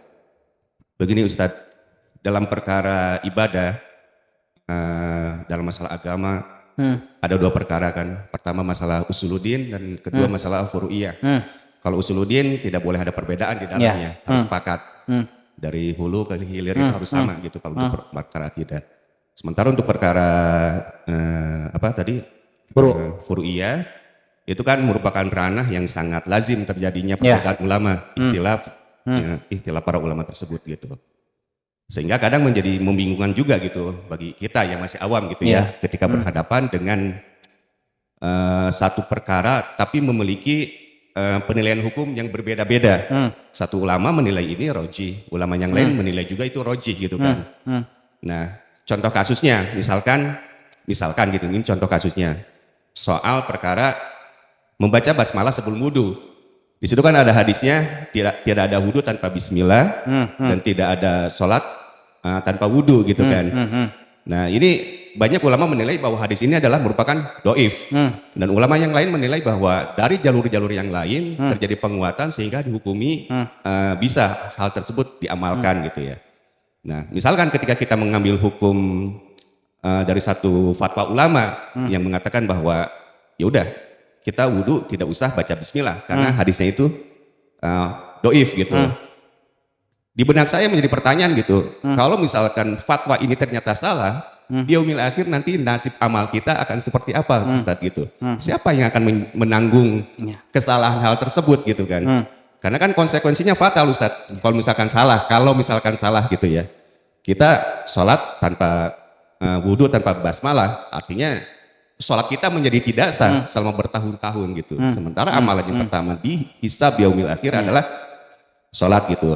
Nah, jadi yang menjadi konteks pertanyaan saya di sini adalah siapa yang akan mempertanggungjawabkan hal tersebut? Bagaimana nasib amalan kita manakala kita mengambil pendapat ulama yang keliru umpama seperti itu Ustaz. Pertanyaannya itu Ustaz. Assalamualaikum warahmatullahi wabarakatuh. Waalaikumsalam. Baik, mungkin satu lagi. Angkat tangan, mohon. Oke, baik. Dari pemuda. Baik. Dipersilakan. Bismillahirrahmanirrahim. Assalamualaikum warahmatullahi wabarakatuh. Waalaikumsalam. Izin Pak Ustadz, tadi kan kita ngebahas tentang hewan ada yang diharamkan, ada yang dihalalkan. Nah, saya pernah ditanya, jadi ceritanya ada orang dia sakit kulit, lalu sakit kulitnya itu katanya obatnya adalah makan daging monyet. Nah, itu kan kalau secara ini daging monyet itu kan haram ya Pak Ustadz. Yang saya baru tahu itu boleh makan daging yang haram itu apabila keadaan memang memungkinkan ataupun tidak ada makanan lain. Nah, kalau misalkan kita makan hewan yang diharamkan, yang katanya itu buat obat, itu seperti apa Pak hukumnya? Baik. Terima kasih. Assalamualaikum warahmatullahi wabarakatuh. Waalaikumsalam warahmatullahi wabarakatuh. Baik, Ustadz. Dua pertanyaan terlebih dahulu mohon untuk dijawab dulu. Fadhol. Baik, berkaitan dengan pertanyaan yang pertama tentang bacaan basmalah ya. Nah, hadis yang mengatakan tidak ada wudhu kecuali dengan basmalah dan tidak ada salat kecuali dengan wudhu. Tetap seandainya hadis ini pun diamalkan, ya terlepas dari khilafnya ya. Seandainya pun hadis ini diamalkan, ya kan tidak ada wudhu secara sah atau secara sempurna, ini kan menjadi khilafiyah. Ya contohnya begini, la salata liman lam yaqra' bi Fatihatil Kitab. Tidak ada salat bagi seseorang yang tidak membaca Fatihatul Kitab. Nah, jumhur ulama mengatakan la salata sihhatan. Tidak ada salat ya dengan sah kecuali dengan baca ya Quran. Tapi nanti ulama yang mengatakan yang lain, ini mazhab Hanafi, la salata kamilatan, tidak ada salat sempurna kecuali dengan baca Kitab. Berarti kalau tidak baca Kitab, sah nggak salatnya? Sah, tapi tidak sempurna. Ya tidak sempurna.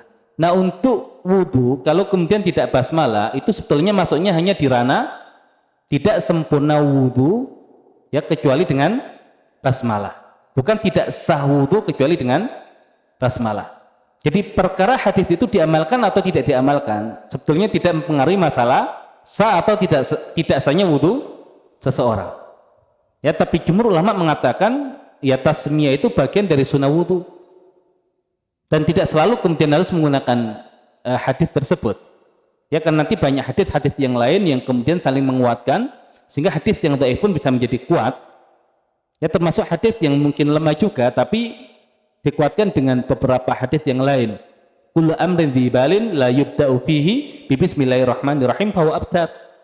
Kan sama secara makna kan? Ya bahwasanya setiap perkara yang penting itu hendaklah dimulai dengan basmalah. Kalau kemudian dianggap dhaif juga kan di Al-Qur'an Allah mengatakan bismillahirrahmanirrahim. Yang Allah tidak sebutkan fiilnya, pekerjaannya, berarti apapun pekerjaan itu hendaklah dimulai dengan bismillahirrahmanirrahim. Tapi intinya untuk seluruh mazhab bahkan ya tidak ada yang mengatakan basmalah itu rukun wudhu. Yang ada basmalah itu hanya sunnah wudhu. Jadi kalau kita amalkan ya dapat kesunahan, kalau tidak ya hanya kehilangan kesunahan. Jadi kalau khilafnya masih di tataran itu, salat kita masih aman, wudhu kita masih aman. Sebetulnya yang nggak aman begini, berkaitan dengan masalah mengusap rambut kepala. Ya kalau Hanafi wamsahu bi ru'usikum, binya diartikan dengan ilsaq. Ilsaq itu nempel. Berarti kalau telapak tangan kita ditempelkan, nah itu batas minimal mengusap kepala. Sepertiga atau seperempat. Kalau mazhab Maliki mengatakan bi itu zaidah, maknanya li ta'kid, penegasan. Berarti yang harus diusap adalah seluruh kepala. Mazhab Syafi'i mengatakan bi-nya li tab'id, sebagian. Ya asal sebagian saja sudah sah walaupun hanya 3 helai rambut.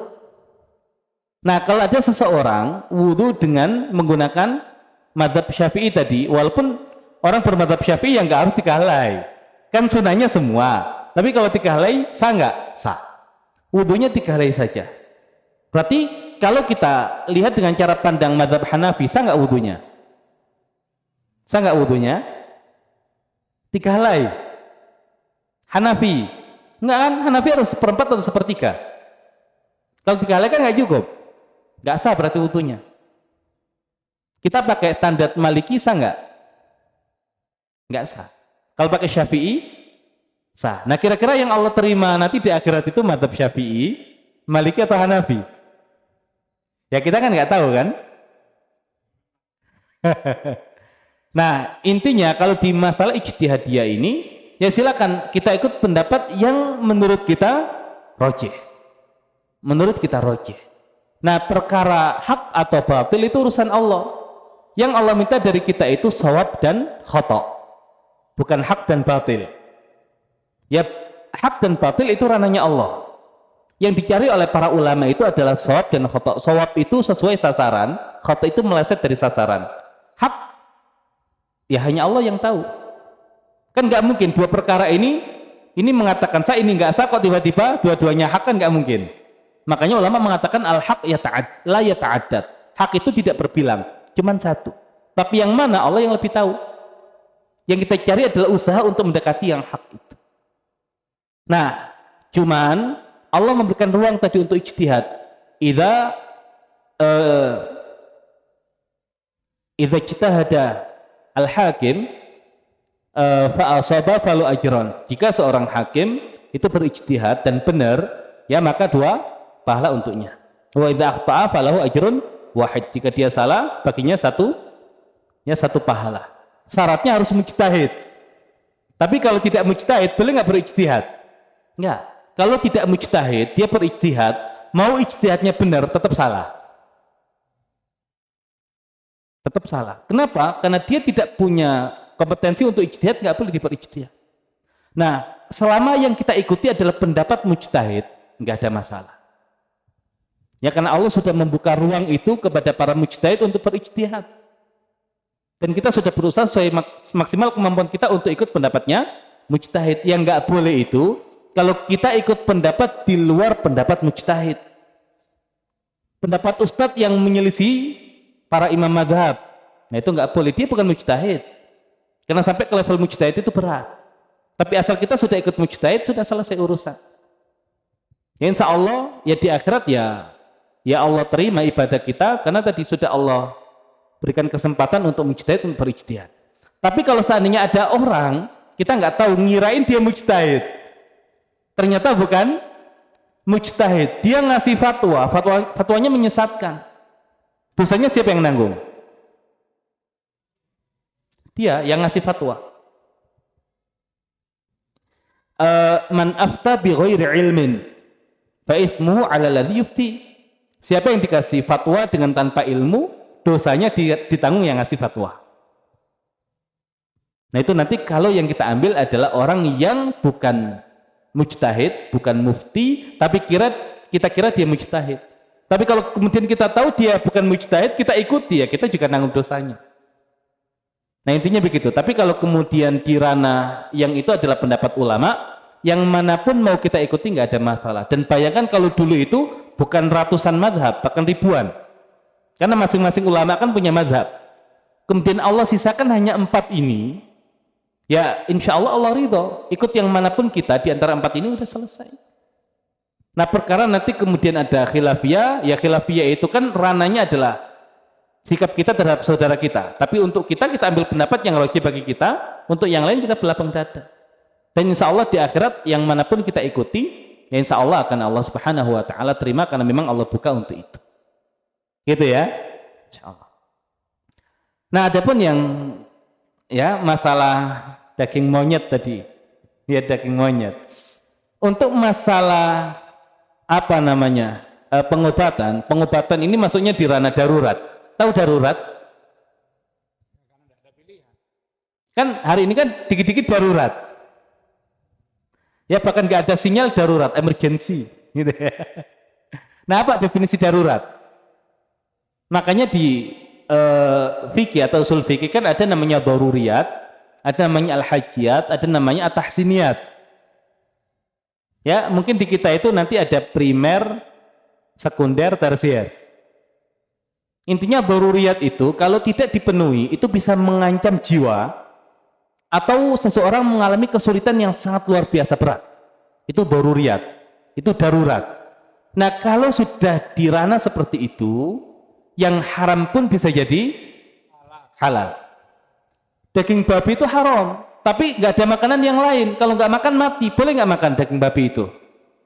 Boleh. Orang untuk tadi pengobatan, nggak ada obat yang lain.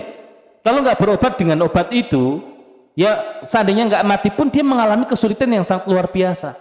Boleh nggak kemudian berobat dengan yang haram itu? Boleh. Apa hukum minum kencing unta? Al-uraniyun, ini orang-orang yang penyakitan yang datang ke Madinah, tapi orang nggak baik ini. Ya awalnya nggak tahu kalau dia nggak baik, tapi datang ke Madinah dalam keadaan sakit, Nabi suruh untuk pergi ke tempat pengembalaan unta, ya minum susu dan kencing unta. Kalau seandainya kencing unta itu nggak boleh diminum, kenapa Nabi nyuruh orang-orang itu untuk minum kencing unta? Nah, mazhab Syafi'i mengatakan kencing unta itu haram. Setiap kotoran dan kencing hewan itu najis, maka haram dikonsumsi. Tapi kenapa Nabi perbolehkan untuk berobat? Tapi mazhab Hambali mengatakan hewan yang dagingnya halal dimakan, kencing dan kotorannya tidak najis, sehingga boleh dimakan. Ini perbedaan istinbat hukum.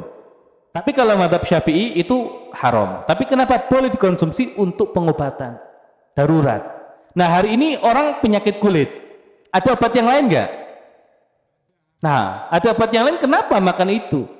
Jangan-jangan itu hanya apa namanya, nafsu syahwat dia yang ingin makan haram saja, dibalut dengan dalih untuk pengobatan. Ketika ada obat yang halal, nggak boleh ya makan yang haram.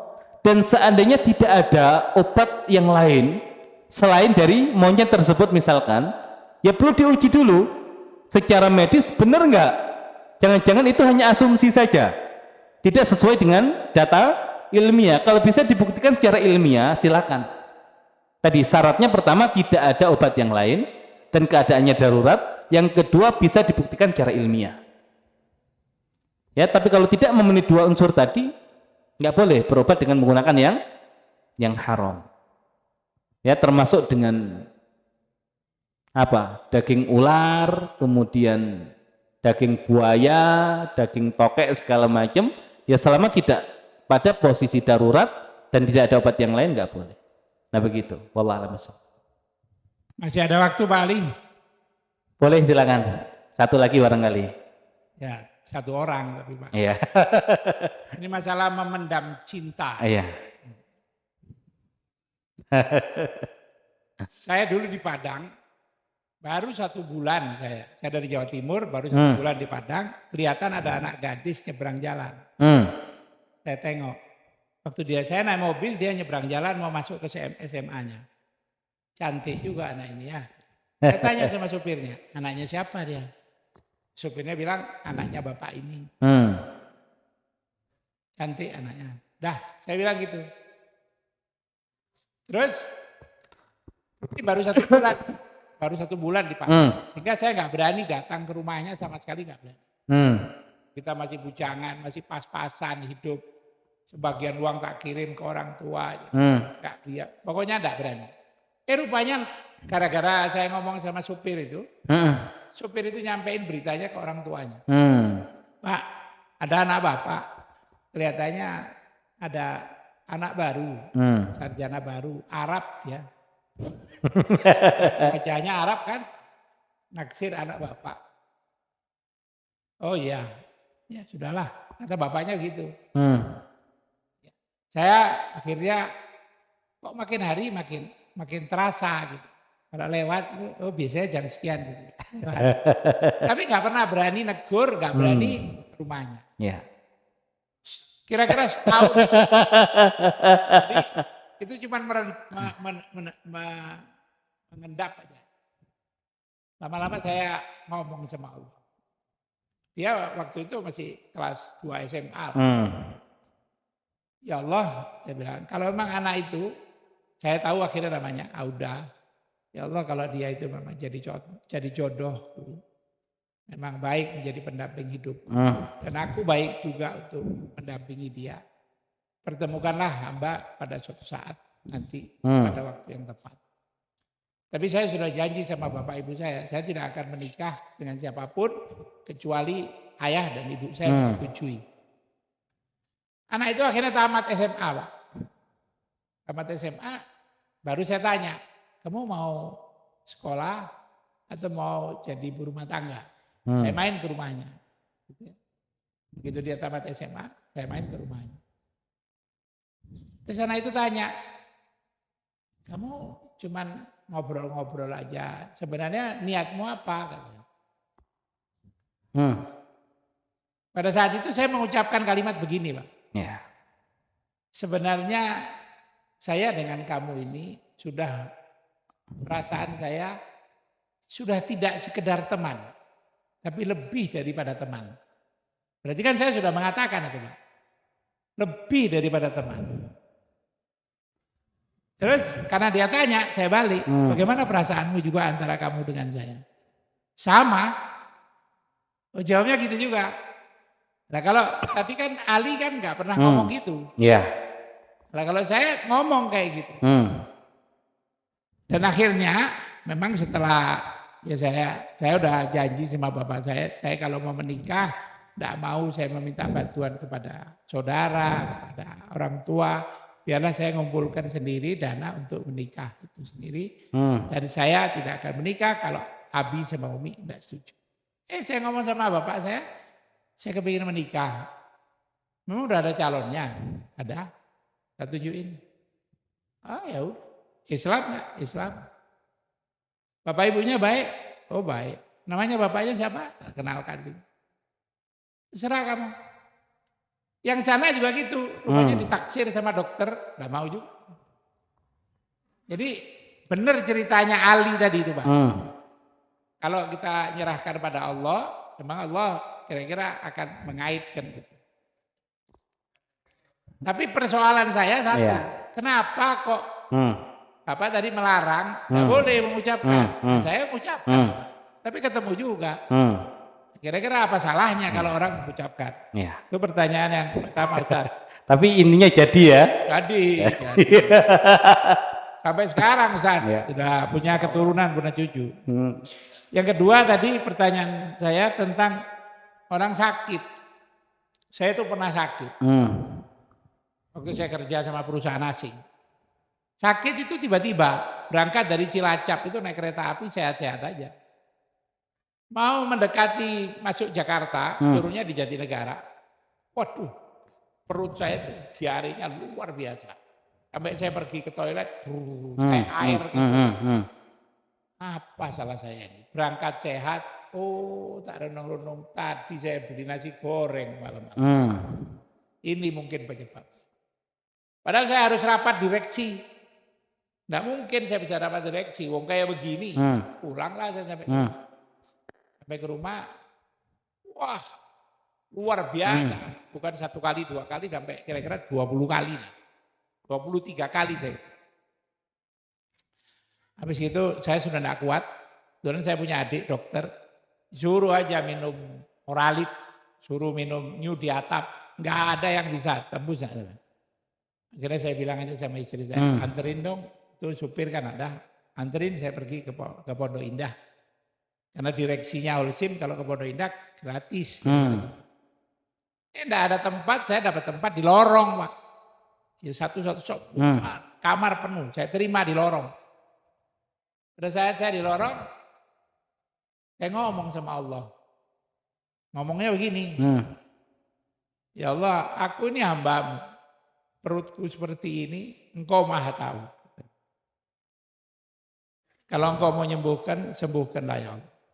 Kalau Engkau mau tolong, tolonglah dengan dokter yang juga muslim. Angkatlah penyakit ini ya Allah, segera mungkin.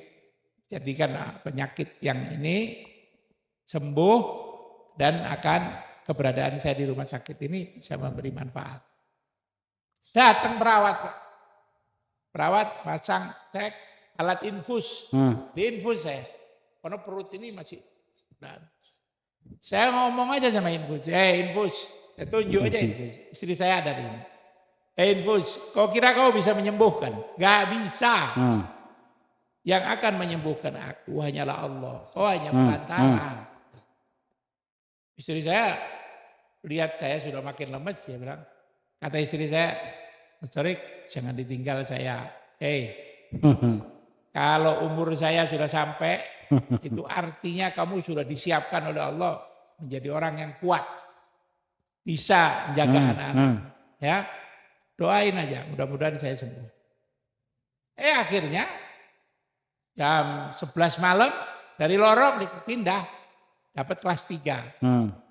Alhamdulillah, kira-kira sudah 11 malaman. Lewat dari jam 12, saya juga nggak bisa tidur, masih tetap kayak gitu. Lihat kerjanya ngangkati infus, saya pergi ke mandi. Terus kayak gitu.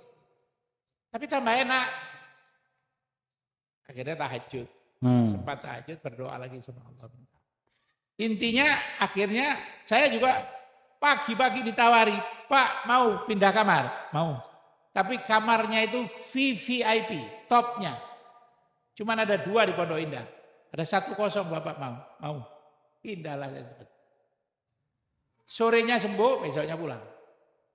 Pertanyaannya, saya kan berikhtiar dulu kepada Allah. Ya.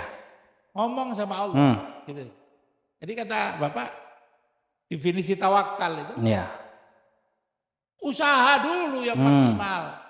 Kemudian baru minta kepada Allah. Yang pernah saya lakukan kayak gitu tuh dalam pikiran saya lah. Mungkin aja saya tahu. Saya lebih sampai infus itu saya katakan. Saya ngomong sama Allah dulu. Pertama kali masuk infus, rasa bukan kau yang menyembuhkan, saya bilang. Nah, ini ada kebalikannya. Apakah harus maksimal dulu, apa enggak bisa bersamaan, atau enggak bisa minta sama Allah dulu, baru ikhtiar maksimal. Karena di rumah, pernah saya baca WA, kenapa ada seorang dokter di Mekah itu, pasiennya kok sepi. Saya heran, saya dokter terkenal tapi pasien saya sepi. Dia tanya, kenapa ya kok di sini tidak ada orang berobat? Dia berpikir akan banyak orang berobat. Apa jawaban daripada orang itu? Di Mekah ini, orang-orang ini, katanya dia bilang, pergi ke dokter itu ikhtiar yang ke-7. Yang pertama kalau dia sakit, dia bicara sama Allah Subhanahu wa Ta'ala. Kedua katanya dia bilang, dia berzikir, minta ampun. Ada sakit ini datangnya dari Allah. Dia minta ampun dulu sama Allah. Nah, baru terakhir dokter. Jadi makanya kalau Allah sudah langkah 1 sembuh, langkah 2 sembuh, langkah 3 sembuh, ya nggak perlu ke dokter katanya gitu. Nah ini contoh. Bagaimana tentang 2 hal ini, Pak? Ya. Baik, untuk yang pertama, kenapa kemudian yang demikian tidak boleh diucapkan ya? Ya karena untuk menjaga kebersihan hati. Ya karena fase di mana terjadi pengucapan itu dengan terjadi akad itu kan ya nggak ada yang tahu kan? Itu alhamdulillahnya jadi. Kalau nggak jadi gimana? Masalahnya gadis itu kemudian ya dulu ada pemuda yang pernah menyatakan cintanya kepada saya dan saya pun pernah menyatakan cinta. Apakah kemudian dia bisa lupa itu? Padahal dia nanti sudah menikah dengan yang lain, laki-laki ini pun menikah dengan yang lain. Seandainya nggak jadi. Nah ini kan pasti ada efek itu. Betul. Nah makanya kenapa kemudian di Islam itu kapan kemudian kita menyatakan itu ya ketika sudah ya terjadi ikatan yang halal. Ya agar apa? Agar ketika hal-hal yang kemudian di luar kendali kita terjadi itu kemudian tidak ada sesuatu yang buruk yang bisa merusak itu. Nah makanya hari ini orang kemudian pacaran biar bisa lebih mengenal segala macam, menyatakan cintanya, nggak ada yang jadi pun nggak lama bubar gitu loh, karena jalan yang ditempuh sudah nggak benar tadi itu. Nah maka bisa jadi ketika menyatakan itu kok kemudian Allah jadikan karena Allah melihat ada niat yang baik memang. Ya jadi ya masih bagian dari toleransi yang Allah berikan. Ada nggak orang yang pacaran tapi langgeng? Ada kan? Tapi banyak nggak yang pacaran terus bubar rumah tangganya? Ya. Nah ya tadi Allah itu kadang memberikan batas toleransi tadi itu. Makanya nanti ini bagian dari nama Allah yang lain. Ada hal-hal yang kita langgar, tapi karena Allah saking baiknya, pelanggaran itu tidak Allah anggap besar, sehingga Allah kemudian tutup, kemudian Allah ganti dengan sesuatu yang baik. Tapi kalau pelanggarannya sudah sangat besar, nah biasanya itu pasti akan berefek pada rumah tangganya. Kalau jadi rumah tangga, kalau nggak jadi pun pasti akan kemudian punya efek yang macam-macam juga. Mantan ngirim racun ke mantannya, nah ini kan bagian dari efek buruk juga gitu loh. Nah jadi intinya seminimal mungkin kemudian kita hindari potensi yang demikian. Tapi kok kemudian yang tadi kan kasus itu terjadi, tapi kok kemudian Allah berikan kebaikan, nah itu karena saking baiknya Allah kepada kita. Tapi tidak untuk ditiru oleh yang lain, gitu ya. Ya tidak untuk ditiru oleh yang lain. Jadi kalau niru siapa, Ali atau Pak Torik, milih mana kira-kira? Nah gitu.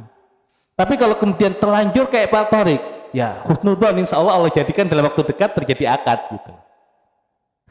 Gitu ya. Nah gitu. Jadi itu menjadi apa namanya busyara di poin-poin yang berikutnya. Tapi intinya begitu. Jadi kenapa harus ya tidak diungkapkan untuk menjaga hati tadi itu. Kita tidak tahu apa yang terjadi di kemudian hari setelah itu.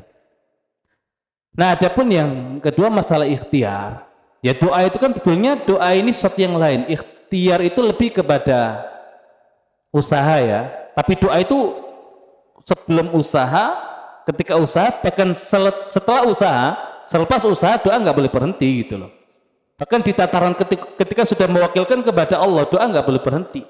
Nabi Yakub misalkan, Nabi Yusuf ketika sudah jauh di Mesir, apakah kemudian nggak berdoa kepada Allah? Sudah Allah ambil kok gitu. Ya doa tetap gitu. Nah makanya doa ya, usaha maksimal ya, setelah itu kemudian tawakal, doa tetap jalan. Nah adapun kalau kasus berobat ya, nggak ke dokter misalkan, ikhtiar yang lain dulu, nggak ada masalah. Kan model ikhtiar kan macam-macam. Tapi asal tahu kondisi. Ya orang kemudian sudah kejang-kejang segala macam, belum ini ikhtiarnya belum maksimal, ya mati dia. Ya orang kemudian ketabrak mobil, ya sudah kejang-kejang, oh ini suruh zikir dulu dia, zikir dulu, jangan-jangan punya dosa gitu ya. Nanti ya dilihat jenis penyakitnya. Kalau penyakit yang kemudian masih bisa ditangani dengan ya usaha yang lain, masih tidak harus kemudian langsung datang ke dokter dengan ya jangan-jangan kemudian dengan istirahat sudah sembuh, ya dibarengi dengan istighfar, zikir segala macam, ya nggak ada masalah. Tapi kalau kemudian memang sudah harus ke rumah sakit, ya ikhtiar maksimalnya apa ya ke rumah sakit.